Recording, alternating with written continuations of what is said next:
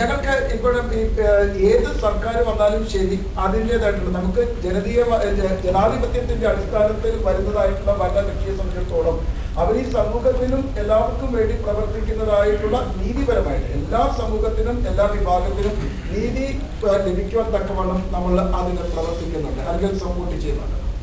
അതുകൊണ്ട് നമുക്ക് ഇങ്ങനെ ഒരു പ്രത്യേക ഒരു രാഷ്ട്രീയ പാർട്ടിയുമായിട്ട് പ്രധാനപ്പെട്ട വിഷയങ്ങളിലേക്കാണ് ഈ വിഷയങ്ങളിലെല്ലാം സഭയ്ക്ക് അനുകൂലമായ നിലപാടാണ് ഈ സർക്കാർ സ്വീകരിച്ചതെന്ന് തോന്നുന്നുണ്ടോ, അതോ സഭയ്ക്കെതിരായ നിലപാടാണോ? ഏതൊരു വിഷയം വരുമ്പോഴത്തേക്ക് അതിനകത്ത് അനുകൂലമായിട്ടുള്ള സ്ഥിതി കാണും. അതിനകത്ത് ചിലപ്പം സഭയെ സംബന്ധിച്ചിടത്തോളം ചില വിഷയങ്ങൾ കാണുമായിരിക്കും. അപ്പോൾ ചില വിഷയങ്ങൾ വരുമ്പോഴത്തേക്ക് ഇപ്പോൾ ഈ എഡ്യൂക്കേഷൻ ഇൻസ്റ്റിറ്റ്യൂഷൻ സംബന്ധിച്ചിടത്തോളം നമ്മൾക്ക് ചില ഇഷ്യൂസ് ഉണ്ടായിട്ടുണ്ട്. സർക്കാരുമായിട്ടുള്ള ചർച്ചയിൽ കൂടി അതിനെ റിസോൾവ് ചെയ്യും. പക്ഷെ അത് ഏത് സർക്കാർ വരുവാണെങ്കിലും ശരി ഇഷ്യൂസ്, അതുകൊണ്ട് ആ ഇഷ്യൂസ് വരുന്നതനുസരിച്ച് ആ സർക്കാരുമായിട്ട് നമ്മൾ ചർച്ച ചെയ്ത് അതിനെ റിസോൾവ് ചെയ്യാനായിട്ടുള്ള ശ്രമമാണ് ഉണ്ടായിട്ടുള്ളത്. അല്ലാതെ ഒരു പ്രത്യേകമായിട്ടുള്ള വിഭാഗത്തിൻ്റെതായിട്ടുള്ള കാഴ്ചപ്പാടിന് മുൻവിധിയോടുകൂടി ഒരിക്കലും സഭ പ്രവർത്തിച്ചിട്ടില്ല, പ്രവർത്തിക്കുന്നുമില്ല. ഒരു രണ്ട് മുന്നണിയോടും ഏതെങ്കിലും ഒരു മുന്നണിയോട് പിന്തുണ അല്ലെങ്കിൽ ഒരു മുന്നണിയോട് എതിർപ്പോ ഇല്ല എന്ന് പറയാം. അത് പിന്നെ ധൈര്യപ്പെട്ട് ഞാൻ ആദ്യം തന്നെ പറഞ്ഞിരിക്കുന്നതായിട്ടുള്ള കാര്യം, നമുക്ക് എവിടെയൊക്കെയാണെങ്കിലും ശരി മലങ്കര ഓർത്തഡോക്സ് സഭ സമദൂരമാണ്. എന്ന് വെച്ചാൽ ഇപ്പം അതിനകത്ത് ഭരണത്തിൽ വരുന്ന ഏത് ഒരു കക്ഷിയോടും കൂടി സഹകരിച്ച് അതിന്റെ എല്ലാ തരത്തിലും അതിന്റെ കാര്യങ്ങൾ നമ്മൾ പ്രധാനമായിട്ടും പ്രതികരിക്കുന്ന സമൂഹത്തിനും ഈ നമുക്ക് നമ്മുടെ നാടിനും ഏറ്റവും കൂടുതൽ മേന്മ ലഭിക്കത്തക്കവണ്ണമുള്ള ഒരു പദ്ധതി എവിടെ കാണുന്നു അതിനോട് സഹകരിക്കും. അതിപ്പോ നമുക്ക് പ്രയാസങ്ങൾ ഉണ്ടായിരിക്കും ശരി, സഹകരിച്ചു പോവുക എന്നുള്ളതായിട്ടുള്ള. അപ്പം നീതി ലഭിക്കുക, നമുക്ക് എല്ലാ തരത്തിലുമുള്ള ഡെവലപ്മെന്റ് ഇവിടെ വരുത്തുക എന്ന് പറഞ്ഞിരിക്കുന്ന ആശയങ്ങൾ നമ്മൾ മുന്നിൽ നിർത്തിക്കൊണ്ട് ഞങ്ങൾ പ്രവർത്തിക്കാറുണ്ട്. വരുന്ന തെരഞ്ഞെടുപ്പിൽ വിശ്വാസികൾക്ക് വോട്ടിന്റെ കാര്യത്തിൽ സ്വതന്ത്രമായ ഞങ്ങൾ ഒരിക്കലും അങ്ങനെ ഒരു ഗൈഡൻസ് ആ തരത്തിൽ ഇന്ന ഒരു പാർട്ടിക്കോ അല്ലെങ്കിൽ ഒരു വിഭാഗത്തിനോ നമ്മൾക്ക് വോട്ട് ചെയ്യണം എന്നുള്ള നിർദ്ദേശം ആധികാരികമായിട്ടോ ഔദ്യോഗികമായിട്ടോ ഞങ്ങൾ കൊടുക്കാറുണ്ട്. അത് ഒരിക്കലും ഞങ്ങൾ അത് ചെയ്തിട്ടില്ല. ഇപ്പം ഏതെങ്കിലും തരത്തിൽ ഞങ്ങളുടെ ഭദ്രാസനത്തിലെ തിരുമേനിമാരോ അല്ലെങ്കിൽ മറ്റുള്ള ആളുകളോ അല്ലെങ്കിൽ പരിസ്ഥിതി അങ്ങനെ ഒരിക്കലും ഒരു ഇടയലേഖനം ഒരു ഇടവകൾക്ക് അങ്ങനെ അയക്കുന്ന രീതിയിൽ. അപ്പൊ ഇവിടെയും നമ്മൾ പറഞ്ഞിരിക്കുന്നത്, നമ്മൾ പ്രാർത്ഥിക്കുന്നത്, ഞങ്ങളെ പ്രോത്സാഹിപ്പിക്കുന്നത് കഴിവുള്ള വ്യക്തികൾ അവർക്ക് ഈ ഒരു തരത്തിലും ഒരു കറപ്ഷൻ വരാത്ത തരത്തിൽ അവർക്ക് സമൂഹത്തിന്റെ ഈ വികസനത്തിന് വേണ്ടിയും ഒക്കെയും അവർക്ക് നാട്ടിനെ നയിക്കാൻ തക്കവണ്ണം കഴിവുള്ളവരെ അവരെ ഈ രംഗത്ത് കൊണ്ടുവരണം എന്നുള്ള ഒരു നിർദ്ദേശമാണ് കൊടുത്തിരിക്കുന്നത്. രാഷ്ട്രീയമായി ഉപയോഗിക്കുന്നതിനോട് സഭയുടെ നിലപാടാണ്. കാരണം ഈ അടുത്ത കാലത്ത് ഇടയലേഖനങ്ങൾ പരക്കെ വന്നിരുന്നു. അത് ഒരു രാഷ്ട്രീയമായി അത് ചർച്ച ചെയ്യപ്പെടുകയാണ്. നമ്മൾ ഈ മലങ്കര ഓർത്തഡോക്സ് സഭയെ സംബന്ധിച്ചിടത്തോളം എല്ലാവർക്കും ഒരു സ്വാതന്ത്ര്യം ഉണ്ടല്ലോ.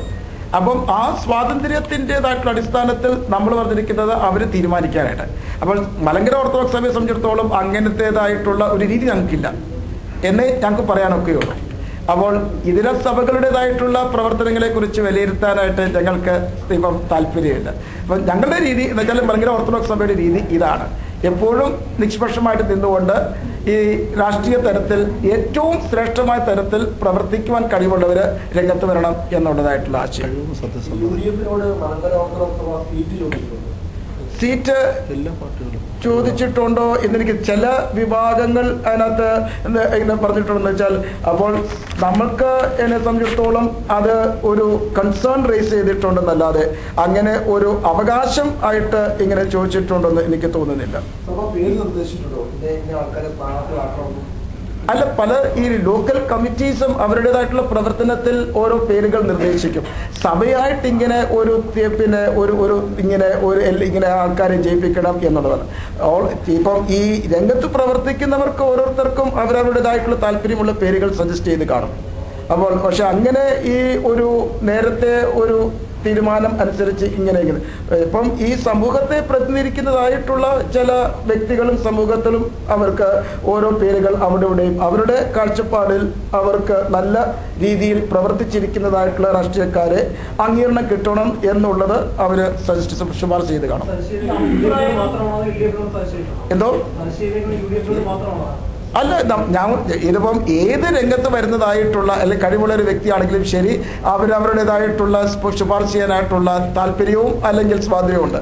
അതുകൊണ്ട് അതാ പറഞ്ഞത്, ഇങ്ങനെ സഭയിലുള്ളവർ ഒരു കൂട്ടിൽ മാത്രമല്ല, എവിടെയും നമുക്ക് കഴിവുള്ള വ്യക്തികളെ ഏത് പാർട്ടിയാണെങ്കിലും ശരി അവർക്ക് ശുപാർശ ചെയ്യാനായിട്ട് ലോക്കലായിട്ടുള്ള കമ്മിറ്റീസോ അല്ലെങ്കിൽ ഗ്രൂപ്പ്സോ പ്രവർത്തിക്കുന്നവർക്ക് അവർക്ക് അവരുടെ സ്വാതന്ത്ര്യമുണ്ട്.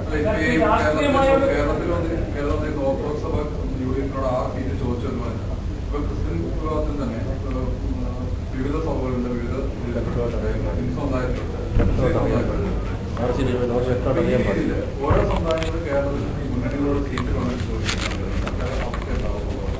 പിന്നെ എന്തുകൊണ്ടാണ് യൂണിയനോട് മാത്രമായിട്ടുള്ളത്, എന്തുകൊണ്ട് എൽഡിഎഫിനോട് അത്തരത്തിലൊരു ദൂരം നിങ്ങൾ? ഞാൻ ഈ നേരത്തെ പറഞ്ഞിരിക്കുന്നത് ലോക്കലായിട്ട് ഇങ്ങനെ ഓരോ ഗ്രൂപ്പ്സും ഒക്കെ ഇങ്ങനെ ഓരോ പേരുകൾ നിർദ്ദേശിച്ചിട്ടുള്ള ഭാഗമായിട്ട് അവിടെയും ഇവിടെയും ഇങ്ങനെ പലതരത്തിൽ ഉള്ള ഇങ്ങനെ ഇൻഫർമേഷൻ കേട്ടുണ്ട്. പക്ഷെ അതൊന്നും ഔദ്യോഗികമായിട്ടുള്ള ഒരു നിലപാടല്ല. ലോക്കൽ എന്ന് വെച്ചാൽ ഇപ്പോൾ അതായത് ഇപ്പം ഏതെങ്കിലും ഒരു ഏരിയയിൽ പ്രവർത്തിക്കുന്നതായിട്ടുള്ള സഭയിൽ പെടുന്നതായിട്ടുള്ള വ്യക്തികൾ അവരുടെ രാഷ്ട്രീയ തലത്തിൽ പ്രവർത്തിക്കുന്നവർ, ഞാൻ അങ്ങനെ ഉദ്ദേശിച്ചുകൊണ്ടാണ് ലോക്കൽ ഗ്രൂപ്പ് എന്ന് പറയുന്നത്. എന്നുവെച്ചാൽ സഭ അംഗങ്ങളായിരിക്കാം, പക്ഷേ അവരുടെ ഒരു മൗലിക അവകാശമാണ് രാഷ്ട്രീയ രംഗത്തിൽ മണ്ഡലത്തിൽ പ്രവർത്തിക്കുക എന്ന് പറയുന്നത്. എന്തോ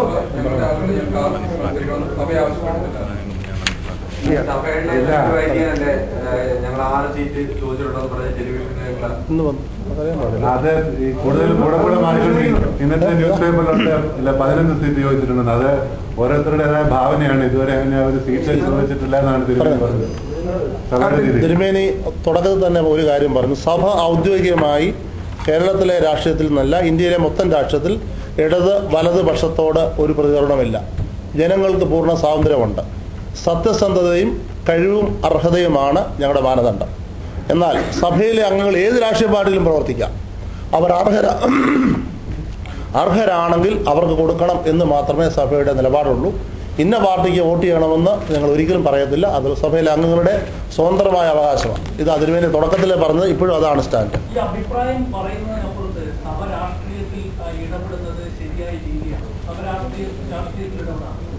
സമസ്ത പ്രവർത്തന മണ്ഡലങ്ങളിൽ സഭയുടെ സാന്നിധ്യമുണ്ട്.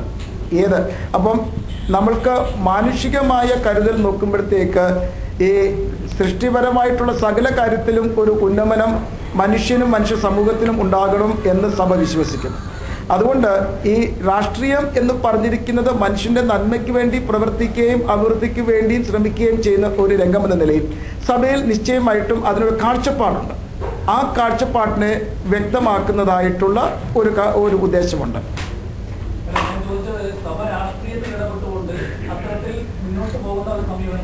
ആ രാഷ്ട്രീയം എന്ന് പറഞ്ഞിരിക്കുന്നത് എന്നതാണ് ഒരു നെഗറ്റീവ് ഒരു കോൺസെപ്റ്റ് ആയിട്ട് അതിന് വരുന്നത്. അങ്ങനെ ഒരു നെഗറ്റീവ് കോൺസെപ്റ്റ് സഭയ്ക്കില്ല. അപ്പം എവിടെയൊക്കെയോ മാനുഷികമായിട്ടുള്ള ഉന്നമനത്തിന് വേണ്ടി ശ്രമിക്കുവാൻ സാധിക്കുന്നു അവിടെയൊക്കെ സഭയുടെ സാന്നിധ്യം കാണും. അപ്പോൾ അവിടെ നിർദ്ദേശിക്കുകയും അവരെ പ്രോത്സാഹിപ്പിക്കുകയും ഈ തരത്തിൽ സഭയുടെ വിശ്വാസം അനുസരിച്ച് പ്രവർത്തിക്കുന്ന വ്യക്തികളെ പ്രോത്സാഹിപ്പിക്കുകയും അതിൽ കൂടി സമൂഹത്തിൻ്റെ ഈ അഭിവൃദ്ധിക്ക് ലഭിക്കത്തക്കവണ്ണമുള്ള ഒരു സാഹചര്യം കൈവരുത്തണം എന്നുള്ള ഒരു ഉദ്ദേശമാണ് കാണുന്നത്. അപ്പം രാഷ്ട്രീയം എന്നുള്ളൊരു കാഴ്ചപ്പാടല്ല, അവിടെ എല്ലാവർക്കും ഈ പ്രവർത്തിക്കുവാനായിട്ടുള്ള ഒരു മണ്ഡലം എന്നുള്ള ഉദ്ദേശം. ഈ രണ്ട് മുന്നണികളിലും ഉത്തരസഭയ്ക്ക് അർഹമായ ഒരു പ്രാദേശിക രാഷ്ട്രീയത്തിൽ സ്ഥാനമാനങ്ങൾ കിട്ടുന്നുണ്ടോ? കാരണം അത് യോഗ്യമായിട്ട് UDF സംബന്ധിച്ച് പോകുന്നത് ഉമ്മൻചാണ്ടി അവിടെ ഇരിക്കുന്നതുകൊണ്ട് മറ്റു ഓർത്തഡോക്സ് നേതാക്കളെല്ലാം പറ്റി പോകുന്നത് അത് ശരിയാണോ? ഉമ്മൻചാണ്ടി കോൺഗ്രസിൻ്റെ സമന്വിതനായ നേതാവാണ്. അദ്ദേഹത്തെ ഒരിക്കലും ഓർത്തഡോക്സുകാരൻ്റെ ലേബലിൽ UDFിൻ്റെ നേതാവായിട്ട് ഒരിക്കലും കരുതരുത്. അത് ഇതുമായിട്ട് ഒരിക്കലും മിക്സ് ചെയ്യരുത്. അദ്ദേഹം ഒരു രാഷ്ട്രീയ പാർട്ടിയുടെ നേതാവാണ്. അദ്ദേഹം ഓർത്തഡോക്സ് സഭയുടെ ഒരു വക്താവല്ല. ഒരിക്കലും അത് ഇതുമായിട്ട് മിക്സ് ചെയ്യരുത്. ഞങ്ങളിവിടെ പറയാനായിട്ട് ആഗ്രഹിക്കുന്നത്, ആദ്യമേ പറഞ്ഞു, സഭ സത്യത്തിനും നീതിക്ക് വേണ്ടി നിൽക്കുന്നതും ആളുകളെ പ്രോത്സാഹിപ്പിക്കുകയും പഠിപ്പിക്കുകയും ചെയ്യുന്ന ഒരു ആത്മീയ രീതിയിൽ സഭയെ ഒരിക്കലും സമൂഹത്തിൽ നിന്ന് വേറിട്ട് കാണരുത്. അതുകൊണ്ടാണ് അങ്ങനെ ഒരു ചോദ്യം വരുന്നത്, സഭ എന്തുകൊണ്ട് രാഷ്ട്രീയത്തിൽ പ്രവർത്തിക്കുന്നുള്ളത്? സഭ ഒരിക്കലും രാഷ്ട്രീയത്തിൽ നകന്നതല്ല. ഈ ഒരു മനുഷ്യൻ്റെ സമൂലമായ വളർച്ച സഭയുടെ ലക്ഷ്യമാണ്. വിദ്യാഭ്യാസ കാര്യങ്ങൾക്ക് സഭയ്ക്ക് ഇടപെടാമോ? മനുഷ്യന്റെ ആരോഗ്യപരമായ കാര്യങ്ങൾക്ക് മനുഷ്യരുടെ ചോദ്യം വളരെ സ്പെസിഫിക്. രണ്ട് മുന്നണിയിലും ഈ സഭയ്ക്ക് അർഹമായ പ്രാതിനിധ്യം ഉണ്ടെങ്കിൽ നിർത്തലാണ്. അതാണ് പ്രധാന ചോദ്യം. അത് വേറെ കാര്യങ്ങളാണ്. അതായത് അതാത് മുന്നണികളിൽ പ്രവർത്തിക്കുന്ന ആളുകൾ കാണുമല്ലോ. ഞാനതൊന്ന് ക്ലാരിഫൈ ചെയ്യട്ടെ. കേരളത്തിലെ ഇന്ന് 3 മുന്നണികളാണുള്ളത്. ഇടതുപക്ഷം, വലതുപക്ഷം UDF, BJP. അതാത് ഏരിയകളിൽ പ്രവർത്തിക്കുന്ന സഭാ അംഗങ്ങൾ കാണും.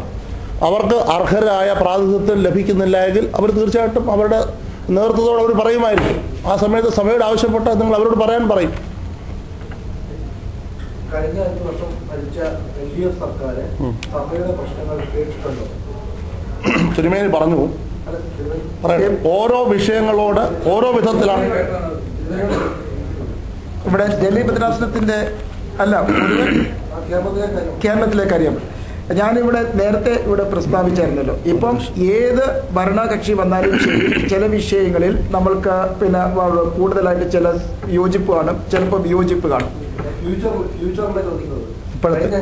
അതെ, അതിപ്പം ചില വിഷയങ്ങൾ നമുക്ക് ഇപ്പം പൊതുവെ ക്രിസ്തീയ സമൂഹങ്ങൾ അല്ലെങ്കിൽ വിഭാഗങ്ങൾ ഈ സർക്കാരിനോട് പിന്നെ പ്രശ്നങ്ങൾ ഉണ്ടായിട്ടുണ്ട്. ഉദാഹരണമായിട്ട് വിദ്യാഭ്യാസ കാര്യത്തെക്കുറിച്ച്, മൈനോറിറ്റിയുടേതായിട്ടുള്ള സ്റ്റാറ്റസിനെ കുറിച്ച് ഈ സർക്കാരിൻ്റെ കുറിച്ച് ചില കാര്യങ്ങളിൽ സർക്കാർ ചെയ്യുന്നതിന് മുമ്പേ തന്നെ ഞങ്ങൾ പല കാര്യങ്ങളും നടപ്പിലാക്കി കഴിഞ്ഞിരുന്നു. അതുകൊണ്ട് അതൊരു വിഷയമായിരുന്നില്ല. അതുകൊണ്ട് അങ്ങനെ ഒരു ചോദ്യം എന്ന് പറഞ്ഞിരിക്കുന്നത് LDF UDF എന്നൊക്കെ പറഞ്ഞിരിക്കുന്നതല്ല. സഭയെ സംബന്ധിച്ചിടത്തോളം അതിൻ്റെതായിട്ടുള്ള പദ്ധതികൾ അല്ലെങ്കിൽ സാമൂഹിക പദ്ധതി അല്ലെങ്കിൽ പ്രതിബദ്ധത, ഇതിനെ നിലനിർത്തിക്കൊണ്ട് പോകുന്നതായിട്ടുള്ള കാര്യങ്ങൾ നമ്മൾ മുന്നോട്ട് കൊണ്ടുപോകാനായിട്ടുള്ളതിൽ ഈ ഇഷ്യൂസിൽ യോജിപ്പുണ്ട്, വിയോജിപ്പും ഉണ്ടായിട്ടുണ്ട്. അതെ, ഈ സർക്കാരിന്റെ തുടക്ക സമയത്തായിരുന്നു തിരുവനന്തപുരത്തേക്ക് മാർച്ച് നടത്തിയതും രാഷ്ട്രീയക്കാരുണ്ടായാലും ഉൾപ്പെടെ പിൻവാതിലൂടെ പോയി കാണാൻ ശ്രമിച്ചുള്ള ആരോപണമൊക്കെ ഉണ്ടായിരുന്നു. അതിനുശേഷം ആ രാഷ്ട്രീയത്തിനൊക്കെ ശേഷം ഇത്രയും നാളായിട്ടും ആ വിഷയത്തിൽ എന്തെങ്കിലും പരിഹാരം കാണാൻ സർക്കാരിന്റെ ഭാഗത്തുനിന്ന് ശ്രമം ഉണ്ടായിട്ടുണ്ട്? ഞങ്ങളെ സംബന്ധിച്ചിടത്തോളം ഞങ്ങൾ എപ്പോഴും ഉദ്ദേശിക്കുന്നത് ഞങ്ങളുടെ പിന്നെ നീതി ലഭിക്കുക എന്ന് പറഞ്ഞിരിക്കുന്നതായിട്ടുള്ളൊരു വിഷയമുണ്ട്. അപ്പം അതുകൊണ്ട് ഈ ഒരു വിഷയം ഞങ്ങളത് ഉന്നയിക്കാറുണ്ട്.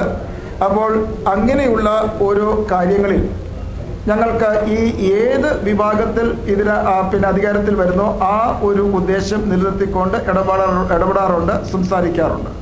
അപ്പോൾ അതുകൊണ്ട് ഈ പിന്നെ ഒരു സർക്കാരിനോട് അകൽച്ച അല്ലെങ്കിൽ അതിനോട് യോജിപ്പ് എന്ന് പറയുന്നത് അത് ഒരു ശരിയായിട്ടുള്ള ഒരു പ്രസ്താവനയാണ്. ഉന്നയിച്ചതാണ് ആദ്യത്തെ സമയത്ത് അന്നത്തെ എഡ്യൂക്കേഷൻ മിനിസ്റ്ററെ പോയി കണ്ട് സ്കൂളുകൾ ഏറ്റെടുക്കാമെന്ന് ഞങ്ങൾ പ്രപ്പോസൽ കൊടുത്തിട്ടുണ്ട്. ഇപ്പൊ തരികയാണെങ്കിൽ സ്കൂളുകൾ ഏറ്റെടുത്ത് നടത്താനുള്ള ധൈര്യമുണ്ട്.